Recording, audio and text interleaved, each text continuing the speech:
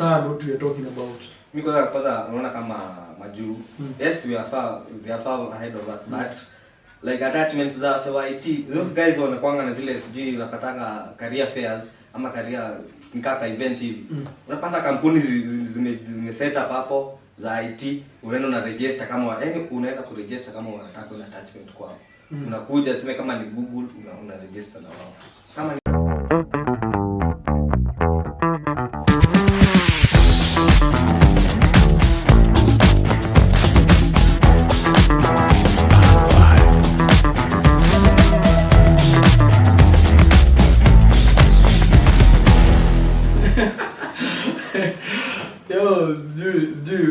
why I feel kama I totally don't have content, to be honest. I feel like I'm lacking material. Content takam. Maybe this is gonna be one of the worst episodes of our first episodes. But anyway, welcome back to the MicDrp Magic. It's episode number 6 finally. Last time we find a mistake. Yeah, for sure I didn't know. I think I mean I had been in so many things as kuna kumbuka tuko episode ngapi, but anyway, we are in episode number 6. My name is JJ and Dev Shideno over here. Yeah. Dev Shideno. How's your been your week since my day last shot? It was on Tuesday. Today is Friday. My week has been kind of flat. Nothing highlighting. Just doing business. Yeah, biashara tu kama kawaida. Acha tuanze tu. Maybe nilikuwa naenda Gikomba tena. Nirudi restock. So, but restocking this time sikuenda the same stuff. You took different stuff. Unajua sasa nilikuwa nazo hazikuwa zimeisha. Alafu sasa mmoja tulikuwa naye tukashikania. So, yeye akanionyesha vile biashara. Zile vitu zinaenda, akaniambia zile vitu zitaenda. So tukafika huko. By 5:30 nilikuwa nishaamka. Nikafika Gikomba. So Gikomba nikaenda zile base za nini za mabales. Unaona vile mko mnapigania sufuria hapo hivyo kwa sufuria vile mko mnapigania nyama. Ati kuscramble. Sasa hizo ngozi zinatakiwa hivyo. Kwa msanii anakuja anafungua bale hapo hivi. Watu wamesarundiana hivi. Wanataka kuscramble ile mali. Sasa anachagua tu mali. Na mwenye anafungua kwanza ni mwenye bale amekaa chini hivi. Ana handpick. Akiona ni kali anajiwekea. So anafungua mwenyewe still. Kisa usipo control your crowd wataanza kuscramble. Watu wanapigwa. Si watu kuibia. Si wako rada, unajua kuna sana angalia. Alafu sasa nikawa watu kama 10, alafu kuna mmoja wako anaangalia. So mmoja akona connections huko. So yeye alikuwa anaenda kwa huo mtu anafungua bila anamwambia wewe nichagulie. So sisi tukakaa mtu nikuja tukiwa tumepick nguo tunataka. Kama by the time tunafika the following days I think it was meant like half of the so right now nikikuja I'll get something. So utapata mashati na kizi inaisha. Tena next week tutazienda. Matisho nikuja tisho kali. So I might come grab some. But talking of business, I saw I think a paper which was going around last week. Ilikuwa about the KRA targeting businesses na kitu inaitwa, what do you call it? It's a software that runs and unaweka kwa business yako and then inawapea real time information that you just sold. So for the sake of filing taxes, so it's a software that's probably doing that automatically. Wanataka kutafuta do. Hiyo niko overreach. I mean, for heaven's sake, how possible do you think even that is? Is it even practical? Leo kwanza kuinstall, unajua ina matter na kuinstall kwa biashara gani tena. Again, sasa unless wapush zin wasi kwa low. Unajua lazima ikuwe low, lazima uko na hiyo software. Mimi business fanya biashara kadogo, alafu na force ni ati nilipe tax by force. And imagine, first of all, number one, you have ETRs which are very expensive. Number one, sizes ziko zini exist. And wanawanunulisha pesa mingi sana, that is number one. It's like, I think, it's more than like, it's around I think 50k or something.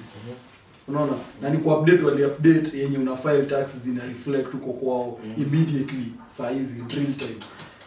Walikuwa na nyingine previously, ukiuza saa hii nyingine wanajua umeuza saa hizi. Unaona? But now wanaona maybe sasa wasay now, because if you have a chance now, people don't even file the taxes. Ama unapata msee ameuza kitu either akaeka pesa kidogo kwa ile ETR machine, ndio akilipa taxes itakuwa kidogo. Unaona, there is how they balance the maths, the taxes and everything. So now they want to have, I think, just a visual of what's happening in whatever you're doing in your business.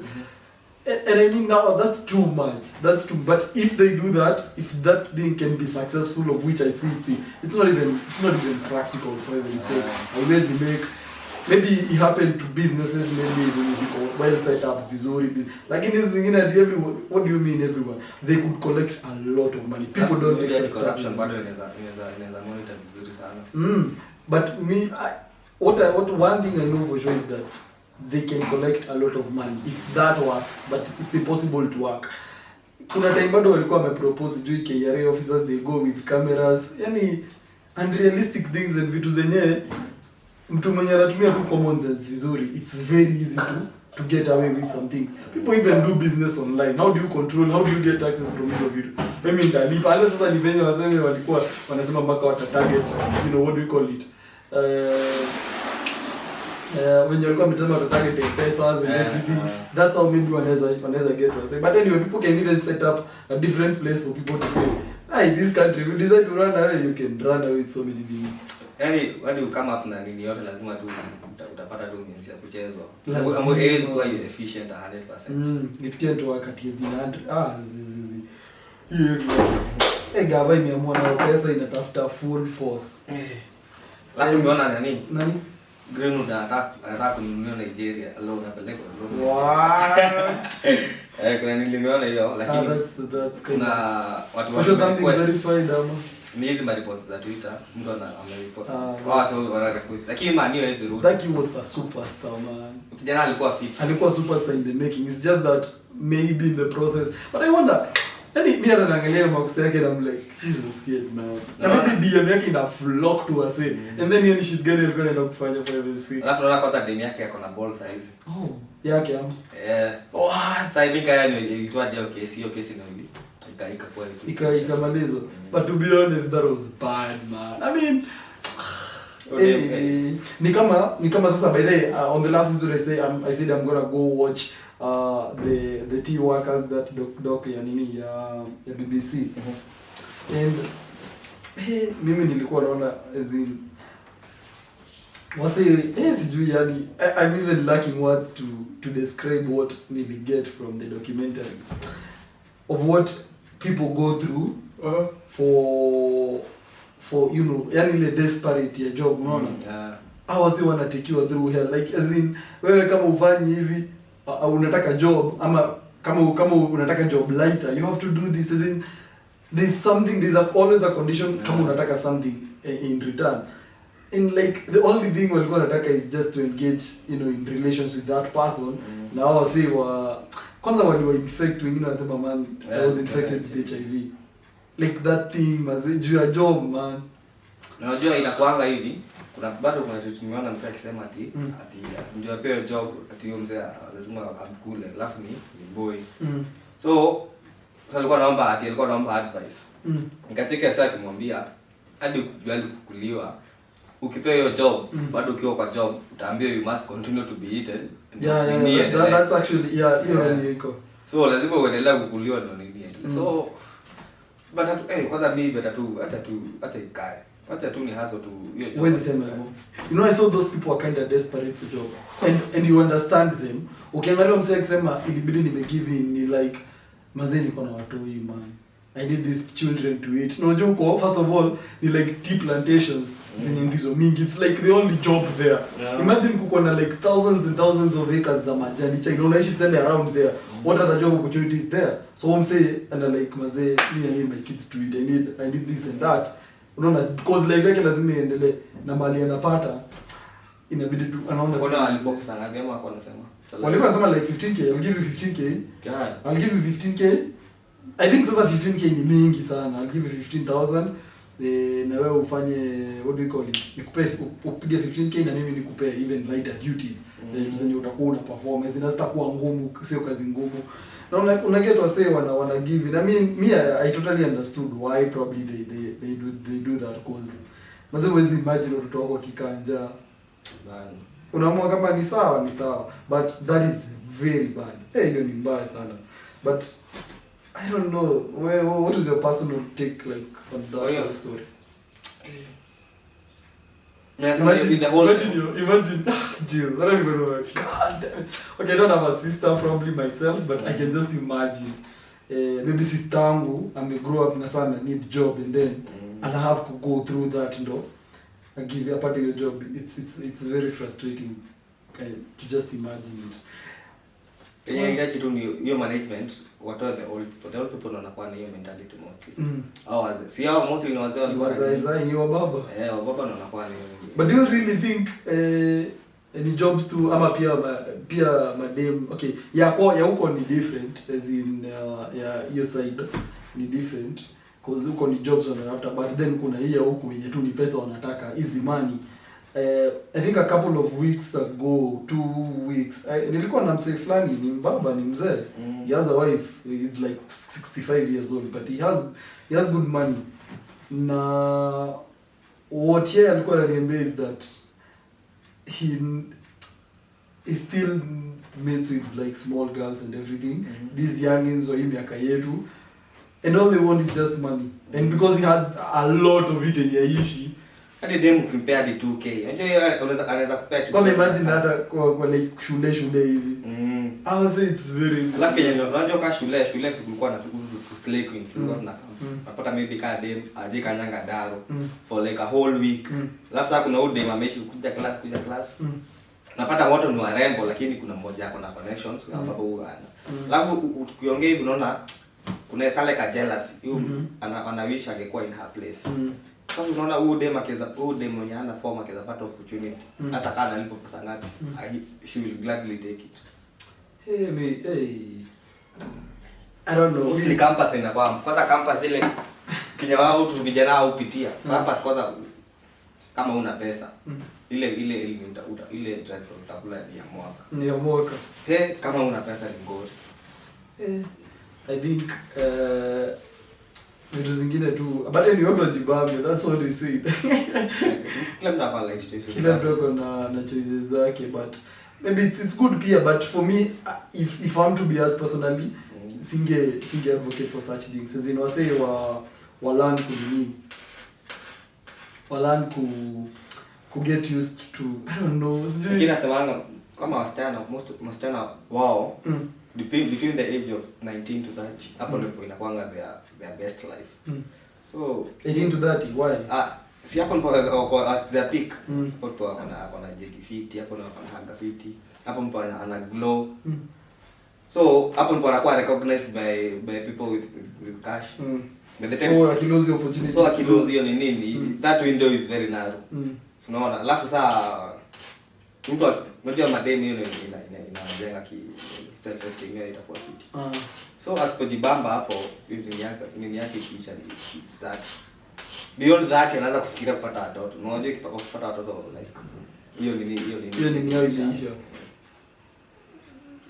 Sounds really true. So wewe kama nimesema kama uko na opportunity ya kupata pesa, imagine upate sponsor na kujenga maybe like 30k. Na ujue kutumia hizo pesa anakupatia fiti. Unajua in the future hizo pesa unaweza zitumia fiti.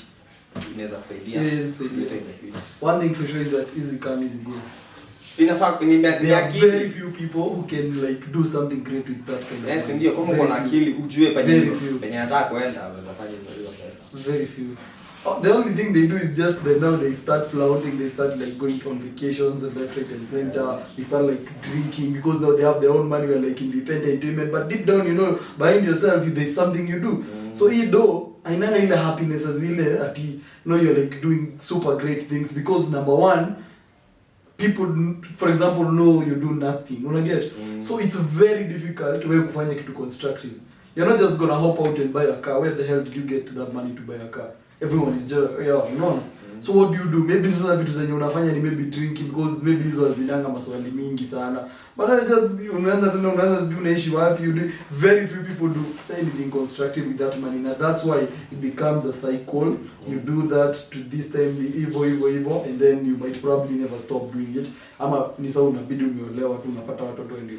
Kuna kwa na bado madem like unapata na kijana maybe hapo like 35 hapo ndipo anaomokea. And then the guy anampatia, maybe anamuoa, anamfungulia biashara. Na life yake inakuwa make it from there. Unajua wewe kama mwanaume wewe ni ngumu sana tupate mazi ya kuchukua hivi hapo. Like wewe una masculinity haiwezi kubali wewe uchukuliwe. Uweko pahali. Depends on how you think. Unaweza kubali kuchukuliwa? Na mimi unaweza wade akona pesa mingi kushinda. How about age yake? Are we like tuache maybe age mko the same age. Mko the same. Oh god. I feel like hey, yo man. Me personally sidhani kana hizo. Why? Utakuwa the man of the house. Utakuwa ni kama get big decisions. Kama ni yako anaingia mbele yako. Kama bibi yako anaingia nyuma yako. Huwezi uliza. Ati wewe mbona unakuta nini ambaye pesa gani? Na mimi nanunua kila kitu. What? That's bad. Utakalio bad. Yeah, I think you should not do that. Yes. What if sasa you guys are in a relationship already and then apate do mingi kuliko? At some point you get that everything has happened and now the part your significant other ashapata like pesa zaidi sasa kuliko. Kwa hiyo relationship haizi isha abruptly. But at some point kutakuja reasons za hiyo relationship kuisha. Na itakosio hiyo pesa. That's kind of true. Depends pia na age yenye atapatia pesa. Ndio kuna age anaweza pata lesson yako na watoto kama watatu. Mkiwa maybe at his age ideas make a big difference, but each time ataza mwana you're a very useless person.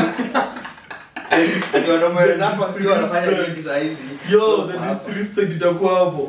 Maybe bro, you can't even say anything. My male colleagues wake wanapata kwa magari, wewe bado una shit. Imagine you can't even say anything. Mazo unaenda do you know like ukikuwa kwanza una pesa sometimes you look like a stupid person. Unataka mpaka points wenyewe unatoa hazina hata. Wewe kitu unasema tu hapo. Nikana nasikia ati wale manko wanaambia kwa sije wanataka pesa. Ati wana wanatumangwa. Bado wewe nyamaza kwanza tuongelee pesa unataka.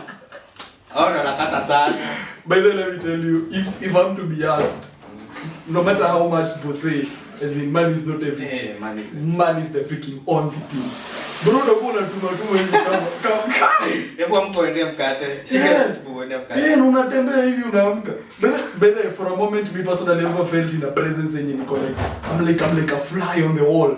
Unaangalia tu wase my phone's that so I'm like yo what up? Unaona kwanza that time zilikuwa zimetoka. Nilikuwa najengeka wewe kama nyambebi mkenda sherehe kwa club na kama kaa hivi chini ununui kitu umeitwa kutolewa form. Unajua kuna kanga like kakuka kwa hapo tu. Wewe nyamaze kwa hapo. Wewe suniende jacket kwa gari. Ama mama wewe akikuja akiuliza ati ngapi wewe hadi maybe hadi make eye contact na wewe unajua kitu pesa. For me I think the only thing you should look for is money. Where achara tu na hizo zingine. Okay, sometimes ukiangalia in some angles utaona pesa iko na maana na ukiangalia depends on how you look at it utaona zikiwa very useless, but to be honest pesa muhimu. Utaonekana hata kama utasema anything stupid, you even make jokes and you try to laugh. Lakini wewe ndugu wewe toka hapo. Just look for money regardless of whatever mazi tafuta tu pesa. Pesa inakuwa na like a security kind. Yeah, fulani. Yeah, but then lakini pia I think the best thing is like when you learn financial literacy or like financial literate kidogo, that you know how to manage your money. Because now you can have all the money and probably waste it, like all of it kwa sherehe na nini. When you have like the financial literacy later in future maybe hiyo pesa itakuwa hapo. Imagine ukiwa ulikuwa na pesa and then usote. You're like ulikuwa dharau Me I ever had someone alikuwa anaishi fiti, a cool life fiti. and then he was like partying like literally so much, and then one time akasota, and then tukitembea vitao is like, man, we used to go to those clubs. Unaona, we used to go to those clubs. Saizi angekijaribu kwenye aezi ya kwa makeg bas, unaona anapata anapiga vitu kwa liquor store. And also the people wenye walikuwa zile clubs wale wa sijui tunaekelea ni simu ya nani na awaita akuja achukue yenye inalipa. You get, it's very bad if in case that thing ever happens to you. Lafa hapo unajuanga your friends.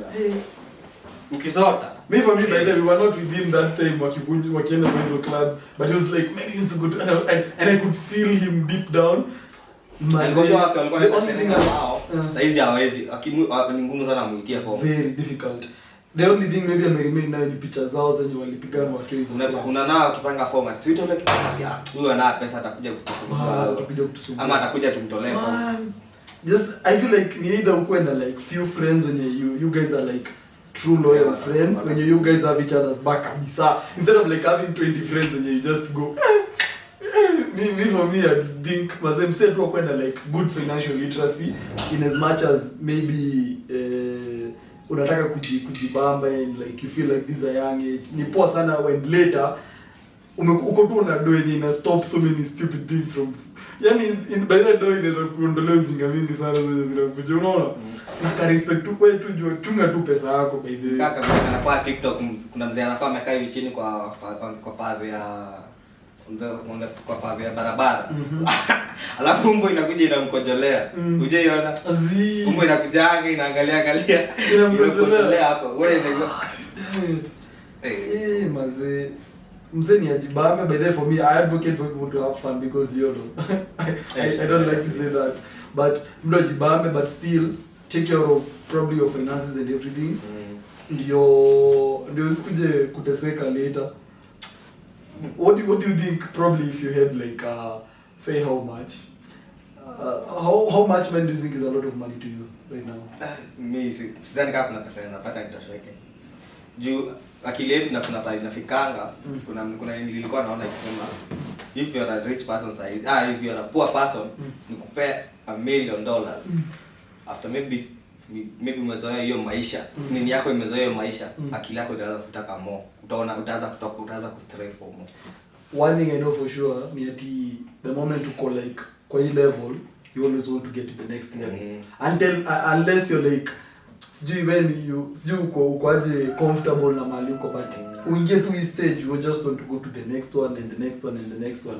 Na hapo sasa it's good or bad according to you? Do you think it's good or bad? Mimi nasema I think it's good. Juu ina akili yako itala. You're always active. And then for how long will you keep chasing? When will you leave? That chasing you're billionaire, you're a billionaire. You know that chasing inakupea. Unajua ukifulfill kitu ni una feel happy. Ukifulfill kitu lakini ukikaa hivi tu hivyo direct. For me I think sioni. For me I think kuna age inaweza fika maybe maybe sema ni kweli nimeacquire some a good chunk of like wealth or whatever, and then I'm okay with that. Because there's no day I rest if I decide to keep chasing that forever. Unless it's something passive in inakujanga tu bila. But every time kwanza vitu naweza ndio hivyo nifinyilia. Labda useme bila kuchase yako kuchase itapungua. Kama ulikuwa unaamka sijui saa ngapi, ulikuwa unaamka saa 9, mimi nilikuwa naamka saa ngapi. But one thing yenye najua ni ati ukikuwa na pesa mingi it's very easy to get the other. I think ile ya kwanza inakuwa the most difficult. The richer continues to get rich. Yeah. Na ni hivyo cause sasa I assume uko na like 100 million ama uko na $1 billion shillings, ndio umeamua sasa ni kutoka. The next opportunity yenye inatokea you have the financial muscles za kuchukua that thing. Useme usikie hapa watu wanataka whatever, sema mask. Corona hiyo. Mimi unapewa tenda ya hiyo mask. You can be able, so you will continue getting more money. So I feel like here it's something maybe you will separate, depends on how you think about it. But what about the pesa? That's the only thing I'm gonna say. Ama utaongezea nini? Pesa.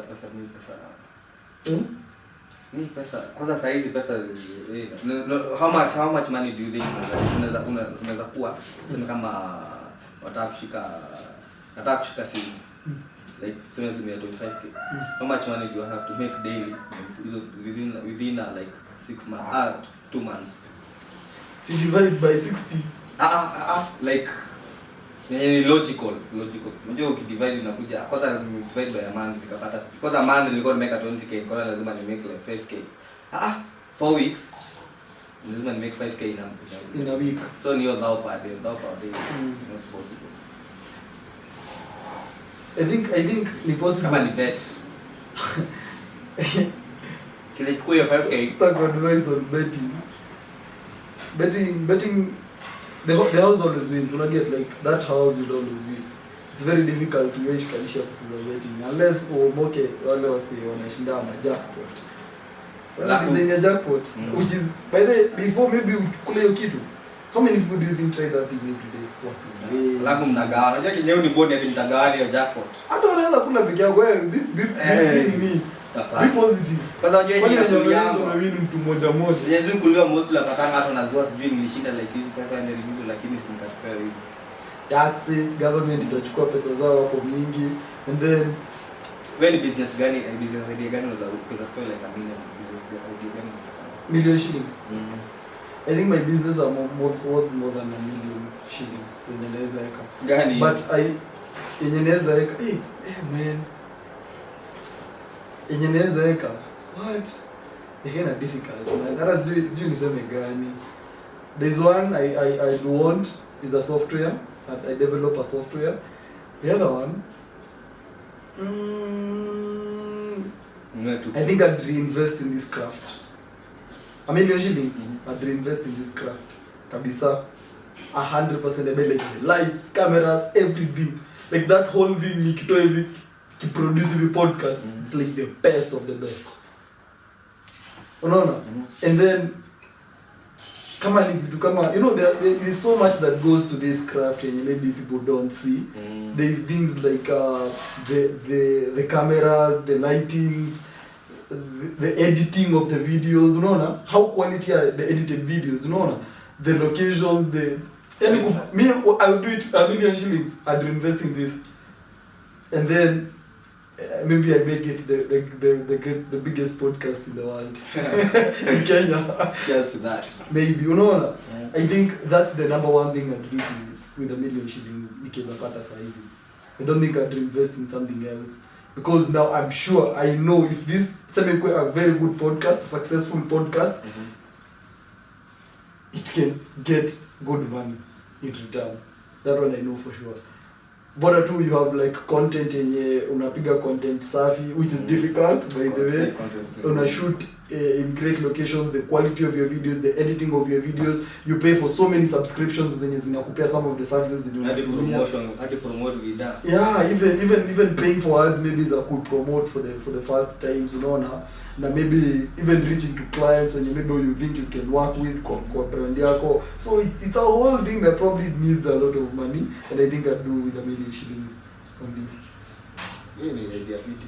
What would you do with like $1 million shillings personally? Mimi naenda kwa tuktuk nazishika zote. Unazishika tuktuk mimi naenda tuktuk nimeona hiyo tuktuk kuna kwa pesa nyingi sana. Hapo hivyo nikikaa hapo kwa hiyo business zile tuktuk zinapitanga hapo. Hadi sema ile mara zikipita. Naona zinakuwa na pesa. Ama pikipiki. Unaona mara zenye inapita ile mara zinapiga alafu watu wanabeba alafu sasa unapata wengine wanabeba maji, wengine wanabeba watu. Zile la kwa kijana fulani sijui kuna za mtu alikuwa anaitwa Ndochi. Coach za ball na yeye. Kijana mfupi hivi. Leo msee nimeona malapu piga. Upata pesa kama. Ni listing ya graduation. Kijana you graduating. Wow. Nilikuwa nimetest. You thought for a second out of graduation. Bana imagine nikiona hivi. Unajua kwanza nilikwambia story nilipigia simu na msee wa chuo. Yo, ya kwani unataka graduate? Ashanga form. Amwambia hujalipa graduation, tulikuwa tunalipa tu. Sasa akaniambia how much are you charged? 65. That's scam money. They scammers. We also paid 6,500. 65 unalipa za nini? Nimekulipa fees. Hiyo. That's scam. For 4 years nimekulipa hiyo fees na bado unaitisha. Yeah, you get scammed. Sasa graduation I think nitaenda kuchukua gown yangu next week. Kutoka 6 ni hapo Tuesday. Yeah. Wow. So finally you're graduating this month, this weekend. Yeah. What's happening? Yo, really? Tell me. 11. Yeah. 11 is supposed to be next week on Saturday. I think on Friday. Friday and Saturday. Mostly the Friday. Yeah, Fridays mostly. Unless your school is all those, among those weirdos. Alafu manini walikuwa wamestrike. Maleka iso. So unapata shangaa form. Wanataka tusome tukiwa na strike alafu sasa hivi. Na tumekaa I think like 4 years atuje strike. Wana strike I think mara kama 3. Kwa hiyo ni lecture wana strike. Lecture wanatesa kwa. Why do they strike by the way? Kulipwa ama what happens? Who's supposed to pay the lecturers? The government. I think ni the school. The school kuna venye I think government ina distribute pesa kwa. So the institutions they manage their finances wanalipa the lecturers. Alafu inakuwa weird kuona like wako wakienda kuprotest huko kwa barabara. Unaona alafu kuja tena class. Ndio kuna like tushaikuja hivyo like alikuwa like don't care. Tulikujanga Vidaro. Akaona tusijue tu kama 11 wamefika. Alitukusanya hapo hivyo nje ya Daro. Na akato explainia class tulisomea hapo nje ya Daro. Nikaka meeting hapo. So unakuja unashangaa form, unaingia unapata ni class inaendelea. Watu wanakuja, watu the more wanafika ni class ikaisha. Like class like more than 15 minutes. What? That's crazy. Lakini ukiwa shule una nice. Unajua unaona after hapo tu unaenda uko na free time. But unaona ni wamebeba ujinga. But talking about graduation and the whole education thing, what are some of the things you think affect the youth at this point? Size, like what are some of the things you think are affecting the youth generally? Huh? Youth. For me, I think number one, education. First of all, are affecting because access to like quality education, it's a problem to most youth. Una get? So kukua wana like access to good quality education in our impact differently because now kuna those people when you wanna access the best education because for me I'm sure there are people when you wanna somanga even the curriculum we don't read. Yeah. Unajua sasa wengine by the way unasikia millions and millions of people complaining curriculum. There are others they don't understand what we are talking about. Because unaona kama majuu. Yes, we are far ahead of us, but like attachments za IT, those guys wanakuanga na zile sijui unapatanga career fairs ama career nikaka event hivi. Unapata kampuni zime set up hapo za IT, unaenda na register kama unaenda ku register kama unataka una attachment kwao. Unakuja sema kama ni Google una register na wao. Kama ni like they get the first hand they need things they do. Kama ni programming unapata unaenda kufanya the actual thing. Lakini so IT ukienda kwa kampuni zao unapata mzee ameenda maybe a cyber management. There is someone who told me by the way, on the real note, he told me IT is not good here. Inakuwa very poor. Aliniambia alikuwa Mhindi, is an Indian guy. I told him I did IT is like don't do IT here. Don't do IT here. IT here is not good. Here you do business. Here you just do business. Here it is not good. And for a moment, kumsikiza, it's true. It's not really as in ni venye tuseme kwa ile space yenye tulitake ya wale wase wenye tuseme inawasaidia sana majuu tukitake maybe inaweza work because an example of public institutions zenye zinafunzanga tech very many people are living hapo without the actual skills zile za unajua by the way I'm sure 100% ni kama venye unafaa kutoka hapo hiyo shule unafaa kuwa you good at what you learned una get but unapata mse even almost at a first class mse na hizi even code unapata ni kukram amekram his way through the degree unaona na mse it's very difficult yeye kwenda kwa field na kuperform Kenya anaenda kuperform. That's why unapata wase wengine wanaenda kusema aje what we've learned as in degree as it why number one we don't have the skills in it because the institution themselves as in me I can remember personally our school we did by the time on a laptop you imagine you never had access to a single computer. Imagine una learn IT in a public institution yenye nakufunza IT hakuna computer ya shule ilikuwa ina work. Alafu walimu wanafundishana nyako hapo mbele. Umefanya? We move forward. Unaona? all they do is just come with we need these computers, we need the first, I mean, we find data structures. We did it. Wow. Data structures, I think sikupata suit but nilipata D. Nakwambia mzae nikimzae kimzee. Hiyo shida tu kwa program, I think tulicode, I think ni 2 programs 2. Lakini kwenda ushaingia lead code. Kuna hiyo ma interviews. Hapo uwezi wanakuwa na easy question, difficult na hard. Hizo ndizo zinapelekanga interview. Even the easy one uwezi andika kitu yote. Uwezi andika.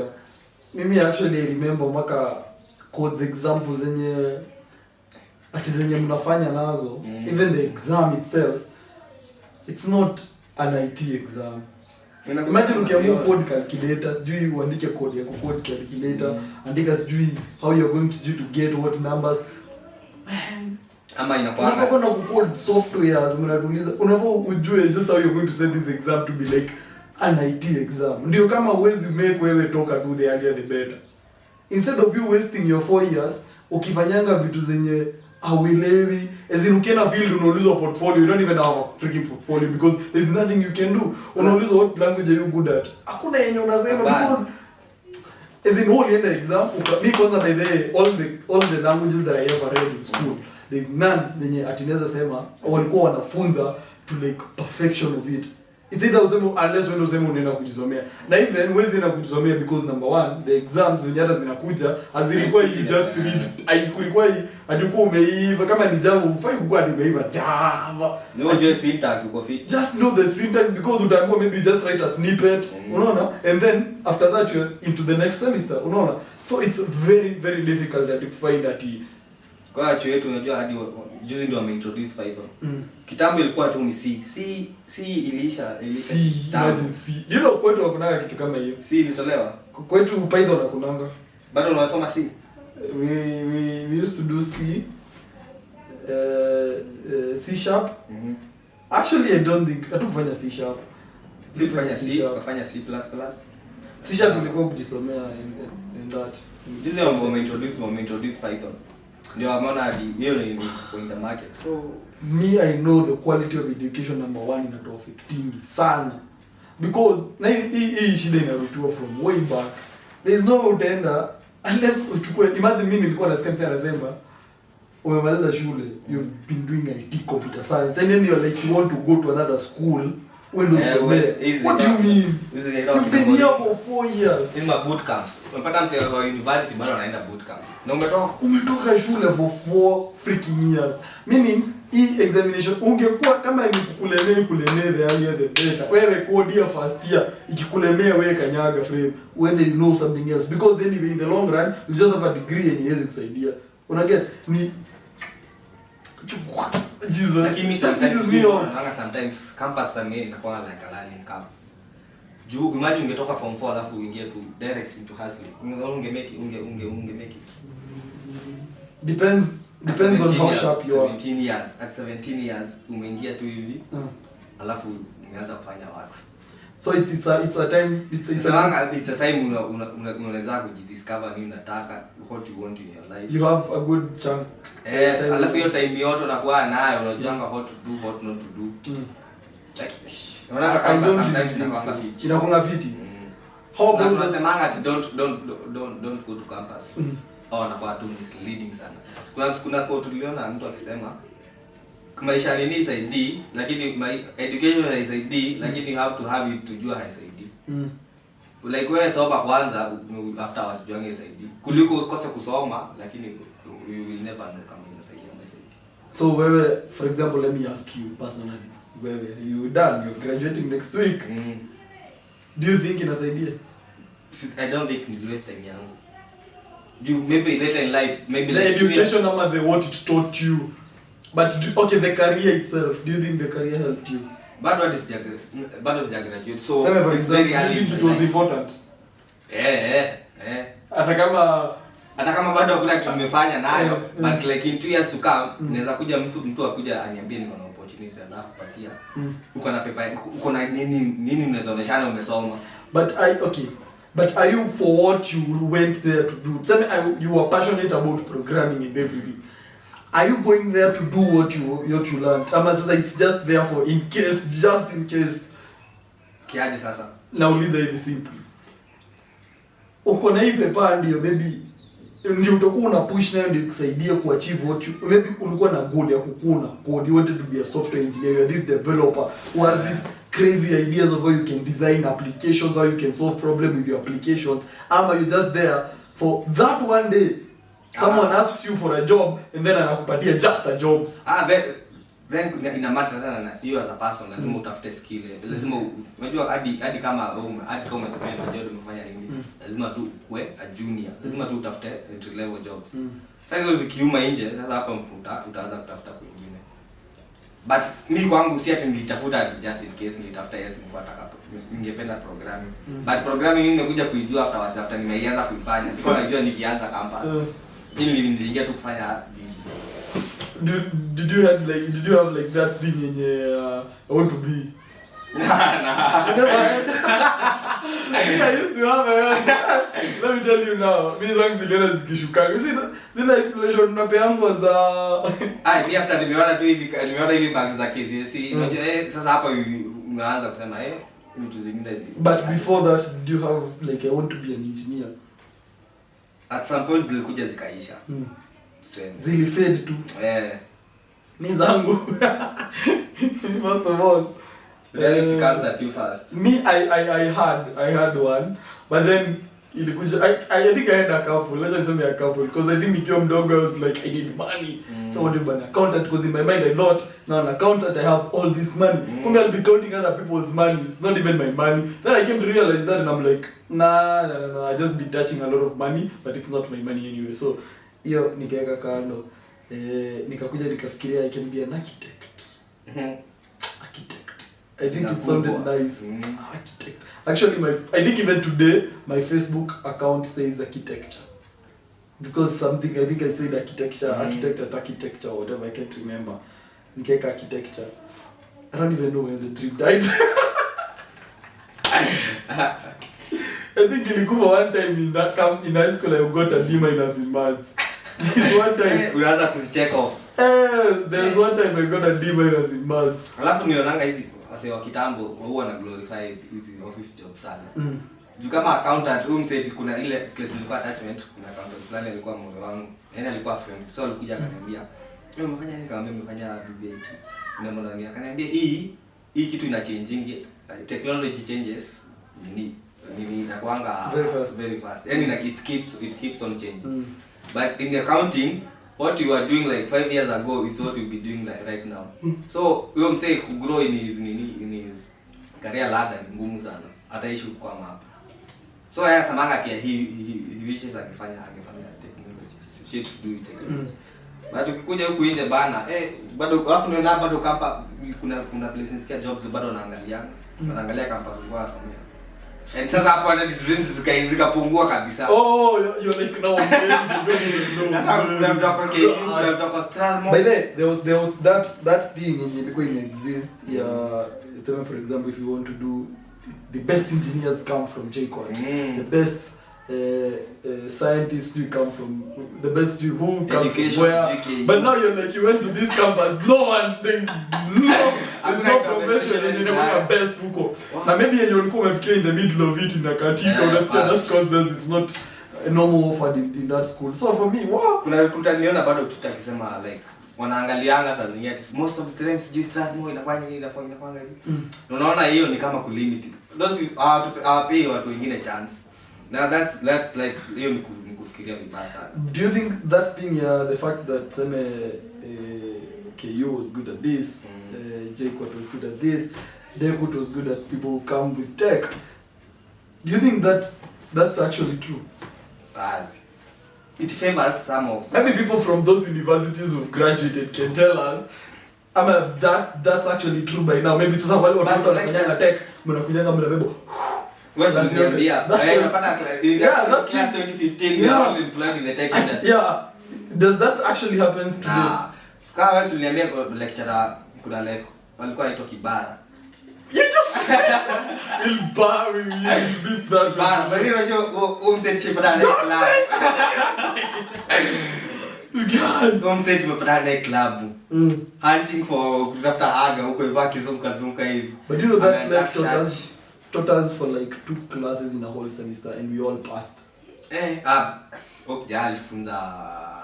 He taught us some course, I think it was a programming unit. Alafu unajua alikuwa na facilitate project yetu. Yaani alikuwa na facilitate proposal. But alikuwa fiti. But yeye ashanishika nikiibia by the way. What? Mimi najita ninaelewa. Si nilikuwa naongea. Oh, but you were cheating. Let fuck kutoka hapo nikasema mimi kuibia mchana. So nilikuwa nasema Kibara amenifunza, Kibara amekufunza. Nini it was not a good lecturer. Kuna msemo mwingine like just stop mentioning his name. I'm sure I really ataona asiona ni shida yake. So Kenya anasema like hakuna venye KU you might get him fired. Jesus. Hapana. He taught us for 2 classes. Sana julikana nani amjiki. Hizo story nimeambia karibu kila mtu maleko wengi tumepatana nao kwa club wengi sana. Kuna like mama tumepatana naye. Club. Unaanza hadi kutafuta kwa watu kaanza kutaka kumsugua akaweka bridge ya meza hapo watu sikuje kumsugua. Like tumepatana na maleko wengi sana. Alafu tena tunapatana na maleko na wako na mademu najua. Wako nao kwa meza wanawashikia tei. Situation inakuwa tena awkward tena. So Kenya nilikuwa nasema like kwa KU amenifunza, like wanani amenifunza. So skills so hakuna tofauti. Nataka watu kama KU ni watu wa tech, wewe pia umefunza na watu wa KU ubebo kutoka. Si notes in the same. Difference, unajua difference inakuanga nini? Uzuri wa nini Kenya inakuanga mbaya. Inakuanga kusomea we accept bana, we accept because nini? Tusha accept. Watu waambie if that is true. That actually happens. Kenya naweza sema Kenya a disadvantage ni maybe business schools, business courses na maybe zenye zitaji practicals. Juu kwenda kwa kazi mimi kana nafanya IT. Nikienda IT sina ama maybe maybe a developer mnapeanga test. Maybe tengeneza kitu. Hapo sasa tunaona hapo imati umetoka. Lakini na business course kama umefanya finance hakuna, we have nothing to show for it. So yeah. For me first of all, hata nimekumbuka hivi nikaona I'll have to go for my certificate because I think now I'm talking way too much bad stuff about my school. They might hold my certificate. Unajua kwanza nimemention that kuna vitu tulipita na hatu we didn't bwana. Kwa mtu ataraga giza wana hapo. But then before I probably one day I'll talk trash about that. I think I'll have to get my certificate. They might hold it for me. Why? Acha nene nichukue. But anyway, moving on kidogo. We were basically talking about such kind of things and is now affecting social the quality of education. Another thing is like mental health. What's your take on like this mental health thing that I just hear every time? Have you ever been a victim of mental health? Yeah. Do you think like you have a lot of anxiety, depression, stuff like that? Maybe you've ever been depressed? Always go with depressed. No, I don't think I've ever been depressed. God, why? So kuna inaitwa I'm just barely 20. Inaitangwa clinical depression. Na yenyewe inakuanga daktari amekwambia depressed. Why? Why are you getting depressed personally? You know what, I know you. And I'm depressing you. Only you're happy all the time. Okay. But then you come to think, I think maybe depends on how do you describe depression. Kuna clinical depression yenye daktari amesema this guy is clinical. Hebu mchunge. Hebu fanyeni nguvu zake. You might start making bad decisions. Anaanza kutuachia vitu, anaanza kupeana vitu zake. Mi kama unaweza kuwa depressed una pesa, uko broke. But I think I have ever been. Umeachwa. Maybe anxiety. Not depression. Depression. But kuna kwanza wanaume wengi sana wako na depression mingi sana. Umepigwa. And that's what I want us to talk about. What do you think? What's like the solution to like solving these issues that like depression is something like talk to someone. You know, one day I remember nilionanga kidogo. Msee aliposting his status. They're like, mazemi I'm done with myself, sijui nini. And if you look at the person, he's like, he looks okay. What I get? Like the look on his face and everything, he looks okay. Like, why are you getting depressed? Ama maybe the pressure, ama... Kuna vitu maybe hujachiwa. What are some of the things that you say is in influence? Wezi generalize ya mtu. Juu wewe nikiweza kwambia vitu maybe msana na pesa wewe ati mbona ukose pesa, but kwa mtu mwingine yeye kwake ipate hiyo shit ni nini. Do you think if you don't have money you get depressed? Yeah. Ama you're supposed to look of how you're going to get the money? What do you think? Obviously kama kuna kitu unahitaji ya basic needs. Lazima tu utakuwa na ile anxiety. What about ile anxiety? Yeah. Kuna mtu anaona amekaa maybe alikuwa amejipicture in life atakuwa by size atakuwa amefanya kitu. Ndio maana nilikuwa nakwambia like kuweka time limit kwa kitu inakuanga ngori. Sasa unapata mseba maybe by alikuwa amesema nikimaliza hivi campus mzee mimi nataka tu mko nimeland job. Umekaa like miezi 3 hivi miezi 6 ama miaka 2 hujapata kitu. So that's kuna Morio alikuanga maybe kuna club ile tangu niyo kwa makutano. Huyo kijana alikuwa anafanya nasi. Alafu unajua ana interact na madawa. Huyo kijana alichukuanga akaenda kwa hiyo club akatulia kwa lounge hivi peke yake. Akachapa hizo madawa zake. Akaishia. Akazima. So watu asubuhi wanakuja kuamshwa kama mtu amezima. Nadhani hangover. What personally I think and I'd probably advise people who actually probably going through all those things, it's simple.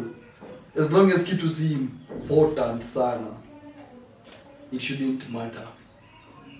Sema nilikuwa, for example, nilikuwa tuseme venye tulikuwa sema ati mtu ameset goal. If that thing is not a necessity, unaget? Sema at least I'm depressed, I'm not in a 2-bedroom, 3-bedroom, I'm not living in this location, I don't have this car, I don't have. If those are kind of the things that is depressed, then hiyo ifai affect for even a single minute.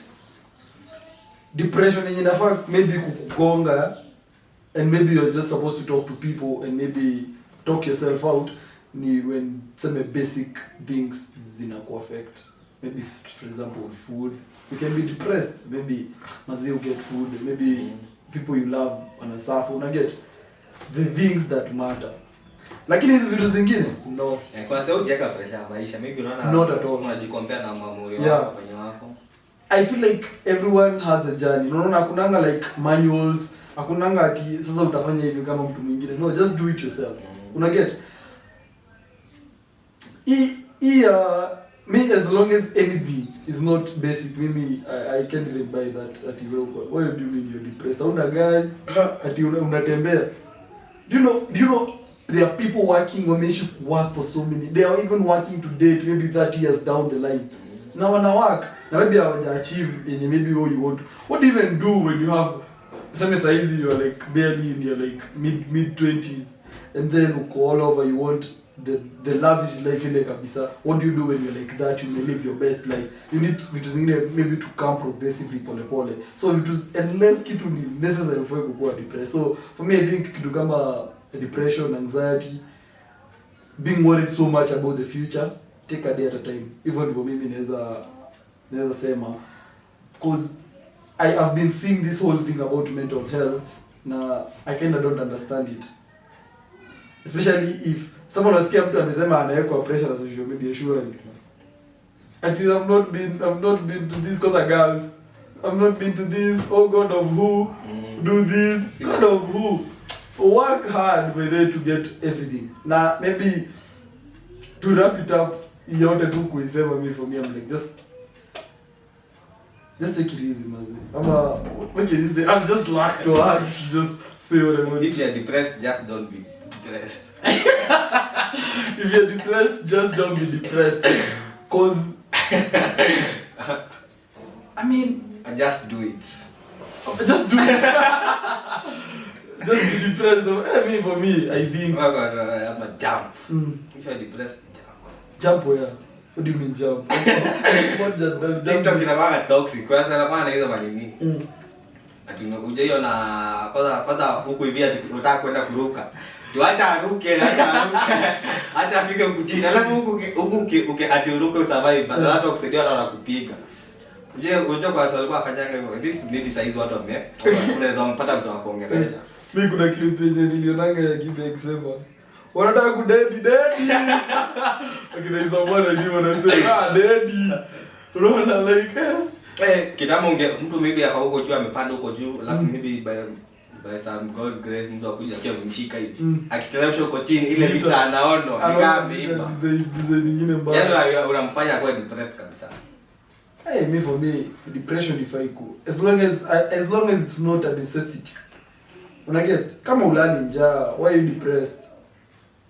At least be thankful for life. Now this was like a situation if I ask you for example, if I give you 1 million shillings, say for example I have it. Okay, I don't have it right now, I can't give you. Say for example you have 1 million shillings. How happy are you? Nani anaweza kukasirisha saa hizi like you have good money? Let's make it 10 million. You have like 10 million. Ni nini inaweza kukasirisha? Sidhani kama anakuwa na shida mtu mwingine. Huwezi kuwa na shida na mtu. So 10 million uko sawa. Mimi 10 million uko sawa. Uko sawa. Zibani zianze kuisha sasa. How about hiyo pesa I 10 exit. Si ndio? Ikuwe 100 million shillings. But then you have until tomorrow kuishi. Hiyo sana ni story nyingine. You have 100 million, si ndio? Na uko na only tomorrow kuishi. So would you want the 100 million? Yeah. You'd want na unakufa kesho. Sasa hiyo ndo like that's the catch. Uko na 10 million na unipe 10 million nikufe kesho ama 10 million ukae. 10 million uko sawa. Ama upewe 100 million and you live. Nasema like hiyo 100 million hadi nipewe nisipewe bado nitakufa kesho ama nikipewa ndo nitakufa kesho. Ukipewa nikikupea si mimi nimekupea 10 million ukaniambia kuna mtu atakuwa na shida na wewe. Sasa nikupe 10 exit nikupe 100 million but kesho. Sasa hiyo hapana. You won't take the money. See. Now why? Mbona wewe chukua? Sijui nista kufa kesho. Because life I feel like it's more important now than the money. Una get all the lavish things zenye maybe tunataka. Zile vitu I want to like live the best life. Nataka ku go in the best house, nataka ku drive the best car. More of it ado upewe all that na ukufe kesho. You'll still not take it. No, ukipea mtu depressed. No, hawezi. Hata yeye they want to live another day.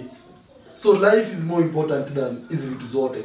If for me mtu niambie no, I have the most watched na nikufe kesho. Ya nini wacha nigonge zangu 20.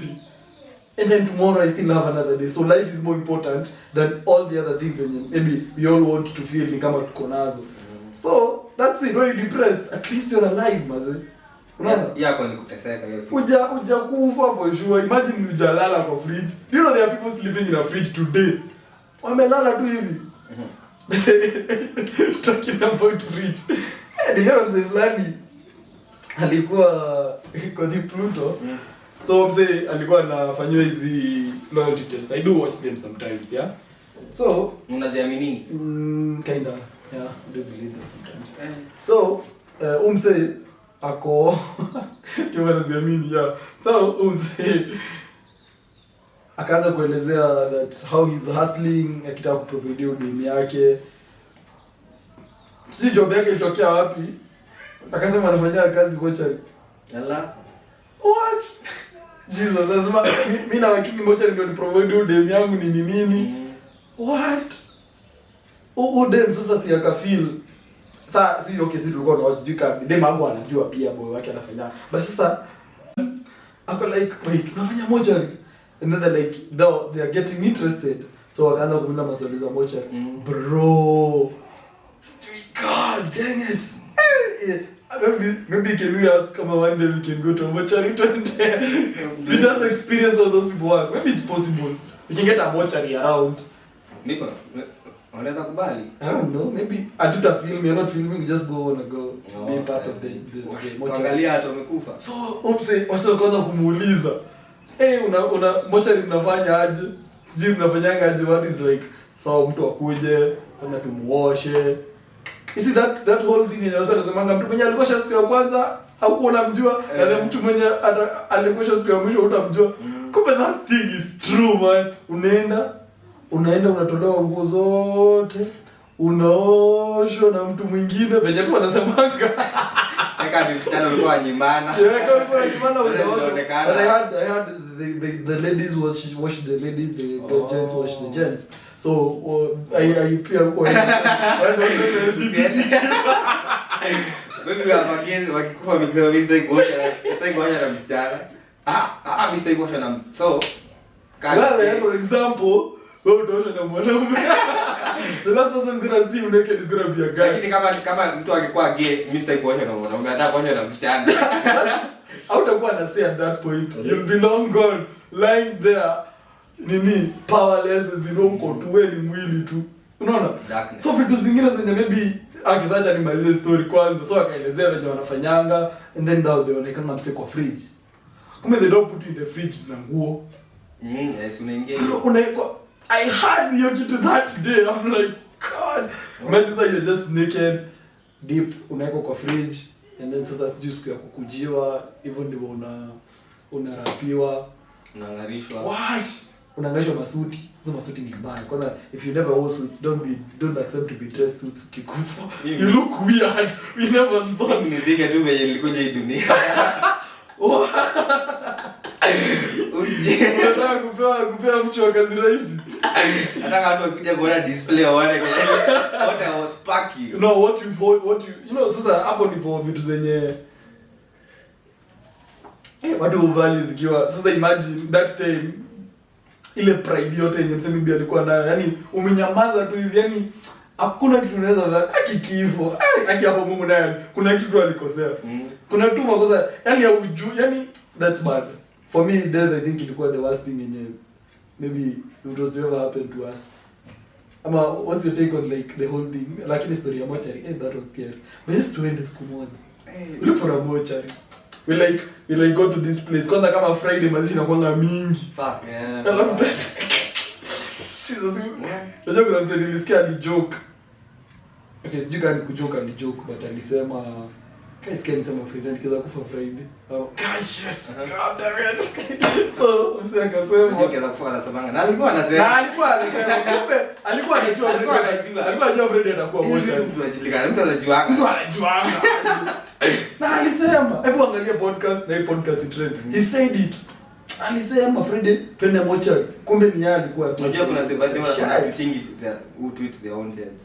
Kwanza sasa unajuanga kuna msashai tweet, shaiona akatweet. Man, we're just talking, we are not manifesting anything. Wewe ukuta mate. Tupala. Me, but I don't want to die, man. We are only in episode number 6. Well, alafu niende. I don't want to die. Hata sitaki kuongelea mambo ya kifo tena. Bado wanasema I was speaking my death. Mimi siwezi ogopa. Huwezi ogopa? I fear death, man. I think that's the only thing I fear. But the bitter truth ni ati we'll all go.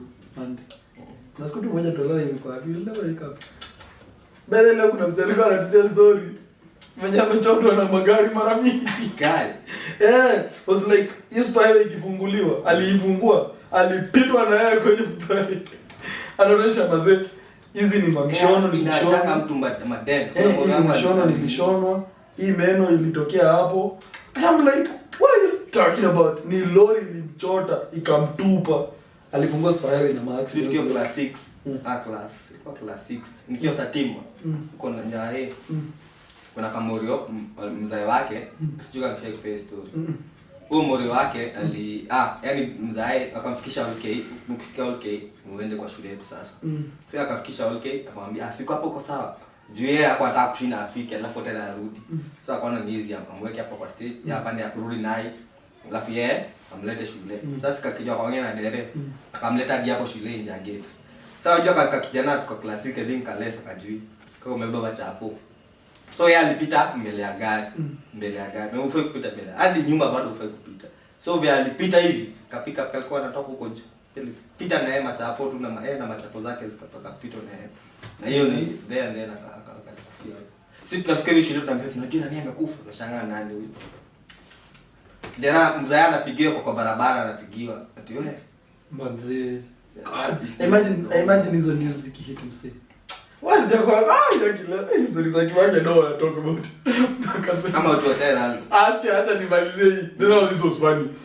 Okay, it was not funny. So, say washaenda usimze wao walikuwa mgonjwa ni nini, he had like some kidney problems. So the hospital pronounced him dead.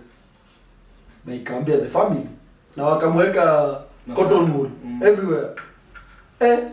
Kidogo sinawapigia wewe mtu wenu hajakufa kai.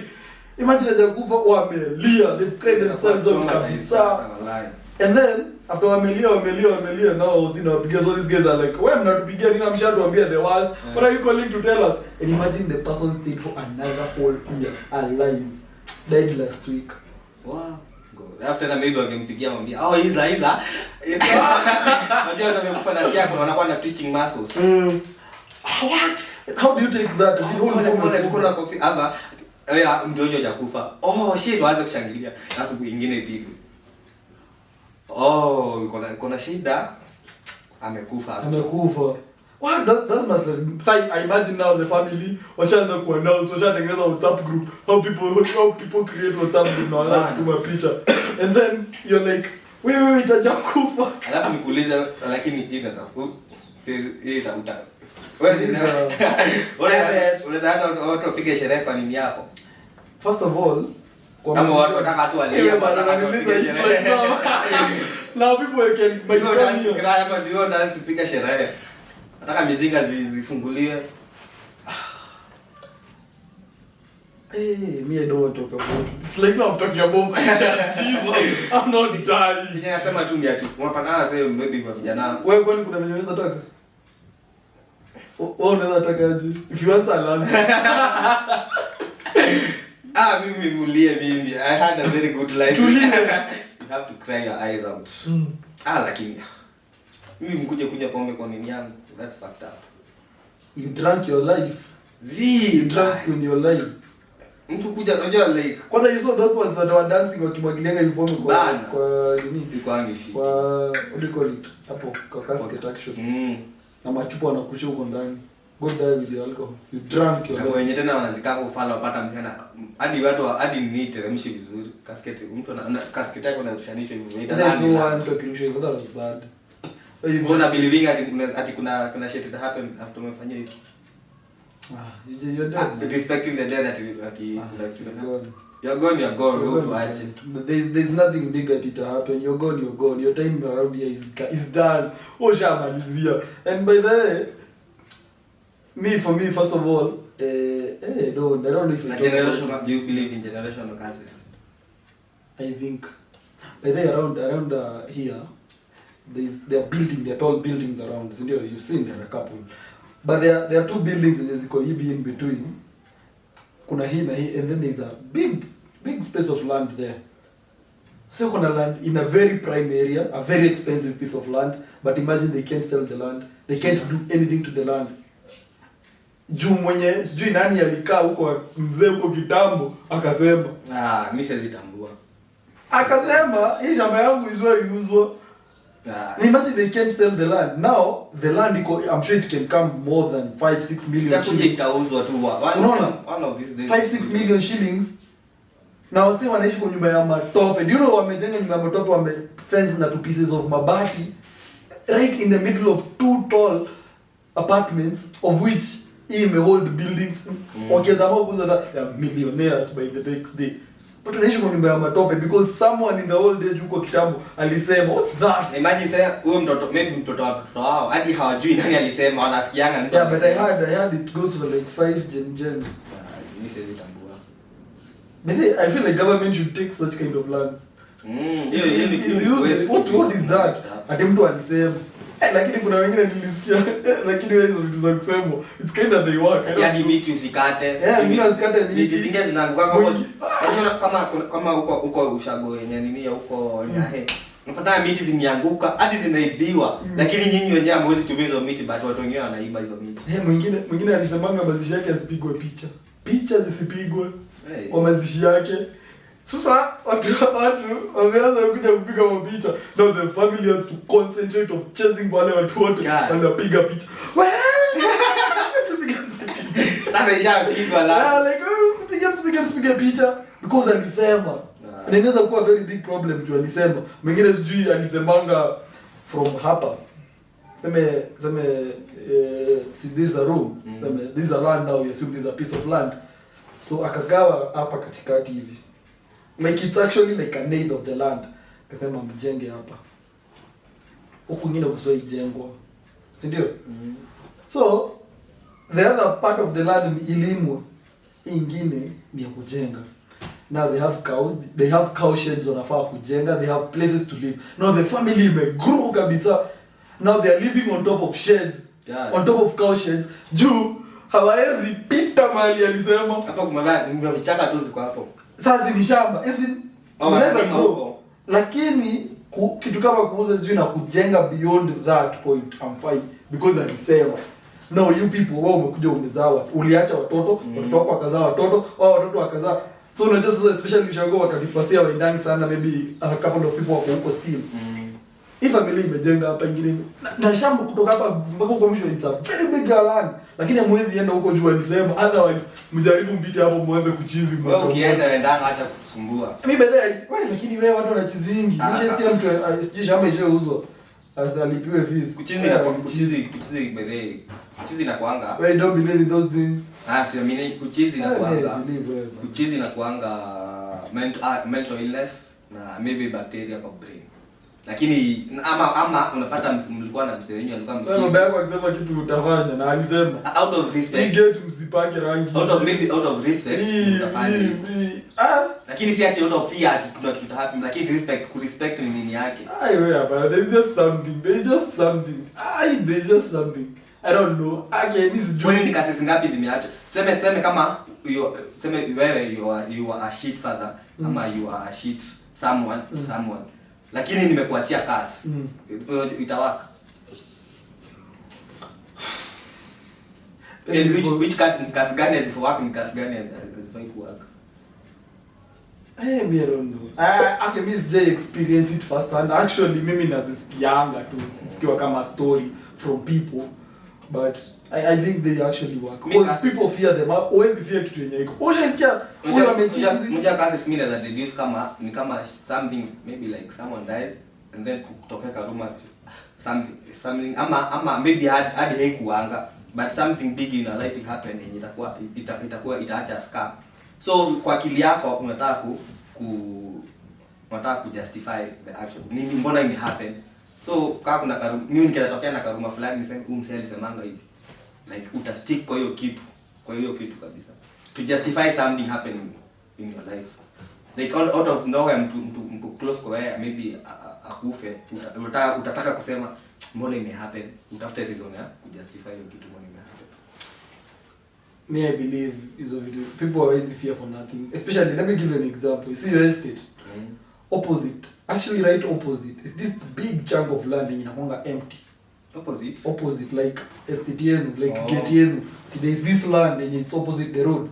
Then it's just a kibush. Hadi nikuja watajenga. Wameanza kuuza. Hiyo shamba it's still fenced na imeandikwa not for sale. Si ndio? To date. Hapo kwa mteremko. Si mteremko like see gate ni yenu ya. Ama nasema huko the main gate huko the main gate estate. The other piece of that very big land huko. How much money do you think that land is worth? Millions of money. Hapo karibu billion imelala. Because lands huko I'm sure zinafikisha 4, 5, 6 million. They're very expensive. A very small land 50 by 100, 40 by 80 hapo. Small lands zinafikisha 4, 5 million shillings. Hiyo land ni hundreds of acres I'm sure. Ni eka kadhaa. I don't know how the acre inapima but tuseme for example kuna milioni tuseme hata 100 zimelala hapo. The story behind the land being not sold is that the father said never sell this land. Shamba hawezi kuja kulima. Ameipeana. Si ni watoto wao lakini wasiwahi uza. They can't build kwa ile land yote. Hiyo ipe 2 years. I'm sure itakuwa imeanza kuuzwa. Kuna mtu atachizi. Hawezi risk. They'll sell the idea to their children. Their children now kwa zile za si watu wana change. Kama mimi maybe what mimi mtoto wangu nadhani atabelieve in cases. Kama mimi si believe mtoto wangu ata believe. Wewe kama wewe believe nijua una maybe hauna kasi umeacha. Hakuna. Do you think ukiweza kuwa na kasi you can risk it? Aje. Like sema umeambiwa usifanye kitu utaweza fanya. Lakini leave alone the respect part. Uambiwe like sasa ikitu si wewe uamini kuna cases But unaona it's right, acha nifanye. Unaweza fanya. Unaweza fanya. Yani you can risk your kids, unajua wanachizi. Imagine kufa unakufa alafu mtu alisema pahali. Sasa ukikufa wewe naye pia utaki hata kuuza. Hiyo ni hold on into something utaki ku let go of the past. Yaani ni kwenda unaenda ameambia wewe kijana peana hizi pesa tukuchangia kidney. Ni hapana. Mimi I don't know. So wewe at your final. Unajua at your mimi one thing I can't desperate unaweza hiyo mwenye hiyo shamba apate shida ya kidney ambie tunataka hizi pesa. Imagine uko na hiyo shamba kubwa hivyo alafu unataka kidney transplant na huwezi uza. Alafu unaningisha kwa WhatsApp group hadi nikuchangie. Hawezi uza juu utakufa. Wako wataanza kuchinja. Wewe enda. Uko na shamba hapo na mimi nataka kukuchangia uende ukachangia kidney. Una tupimo bana. Wewe enda uze shamba. Wewe endanga wewe. Enda ukachangishie watu. Siwezi toa haraka. Sasa niende uze shamba wewe enda uchizi. Mimi ni yule uko na shamba pa hadi vile zimelala hapa lakini nataka nikuchangie. Babake alisema asiuze. For me, maybe you can tell us in the comment section below whether you believe in generational curses ama is it something in your ni kama there's just something spiritual somewhere. So you believe in spirits? I don't know. I don't want to say. Mimi ni kama maybe there are so many things. Okay, vitu zenye hazikuangi clear kabisa zinakuwa na so many questions. There's never a time when you utakuwa comfortable and you answer like a question. Ni kama ulizwe, do you think God is real? Unaona? Mimi kwa spirits. Unaona? Ama ghosts. Kwa unajua there are so many questions unauliza zenye iko. So it's a belief, it's faith na maybe when you say we believe you affect in a way. Hebu ni kitu huwezi prove physically that this is it. Kuna swali niliona TikTok sijui kae inaweza. Lakini wewe kuna spirits. Ushaona watu wanakataka kuzikwa. Kwa mtu anakata. Oi, bado mimi hizo akili bado if it's true or false mtu anaenda kuingizwa kwa nyumba amekataa kuishi. Hata gari zi uko hapo. Hiyo saa gari ikio ipata mechanical problem. Hadi mechanical problem. So mtu ni akuja ongeleshwe ndio gari toke hapo. You don't believe in those things. Kuna niliona inaenda mbele lakini yes inaenda mbele lakini inaenda nyuma. Alibari basi ya peke yake. But then you I don't do. Na ukio JSK ndege maybe wenye wanapeleka wana ndege wazi kwani. But mtu anafika kupelekwa na ndege you don't have small. Wewe una shida. Kuna swali niliona ikisema kama mimi niko na bibi and then ni mchome. Mimi nilikuwa napenda bibi. Ati uchome? Ni mchome. Sema I have a girlfriend. Alafu nichukue mafuta tatu nimwakishe sharp. Ni mchome. Nilikuwa nampenda. Nishampenda. Na ukachukua ukamchoma? Nimechukua nimemchoma. Is it for the betterment of her ama? Aje. Kwani kuna maybe anateseka. Kuna hawezi justify kuua mtu. Hawezi justify kifaa mtu. Unaweza justify. Aje. Imagine if someone was suffering. Hadi hizi vitu unasikianga sijui mtu anasikia ati kuna kwa hizi movies unasikia ati mtu au manases wanaenda kwa mtu asijui anaanza kuua watu. Ati watu wanakuanga na hizi diseases, chronic diseases anaanza kuwaua. Utashikwa. Maybe nishaisikia there's something I think we actually learned in school yenye ilikuwa you can decide kuna kwa mseme mtu au because you can see the person is anakufa ama ako unajua kwa watu wanatembea mbele kitu inaitangwa nini do not research kitu kama hiyo like wanakuwa kama mtu akona cancer maybe akafaint ama anguke ufai kumpea first aid unafaa mwacha akufe. Ndio ni kitu iko legit iko. Unakuwa sawa unaonanga ukitaka unaona mtu amekufa asijui unafaa kuangalia hizo vitu card. Ukipata ako nayo umwache. Ukimnini itakuwa tunaweza kuwa kama lawsuit. So jibu swali yangu nikichukua bibi yangu nimchome was I a good person? Did I love him in the first place? Did I love him in the first place? Hakuna it's the why. Unajua kama ulimuua tu for no reason usually. Kama alikuwa na dated depends on yenye anaweza fanya.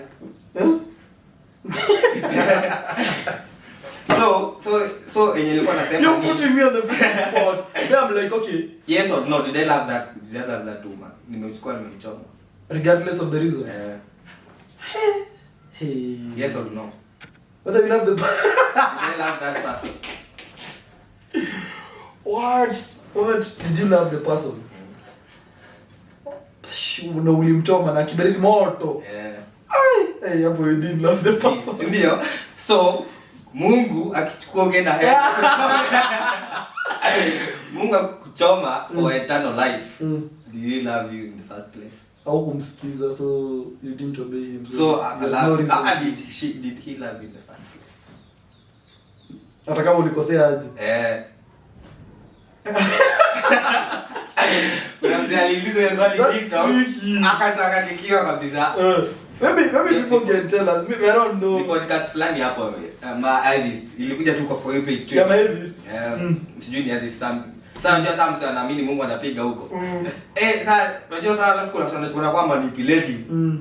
Anakulua hii alafu anakuachilia the bomb. Sasa mzani achilia the bomb akachanganyikiwa. Ako like, oh, but that's confusing. Unaanza kufikiria sasa. Sasa now mbona akuchome? Hata kama ulimkosea aje shwari. Mbona sasa achukue tu makuli ndio akuchome. Kuna mnaambia mbona inakuwa kali. Anyway, that's so confusing. I think we end the sindio. That's the high note of it. I don't know. That's kind of tricky. But na ukiona the fact that ukumsikiza, but pia hata kama mzazi wako, for example, let's say your parent, unafanya sio hata ufanya makosa gani shule hawezi chukua moto wa kuwasha bana. Hata kama hukumsikiza, hadi kama kuwasha, just head fire, hadi akianza kuwasha ataizima tu maybe after maybe some. Huyo ameamua anakumaliza uishi kabisa.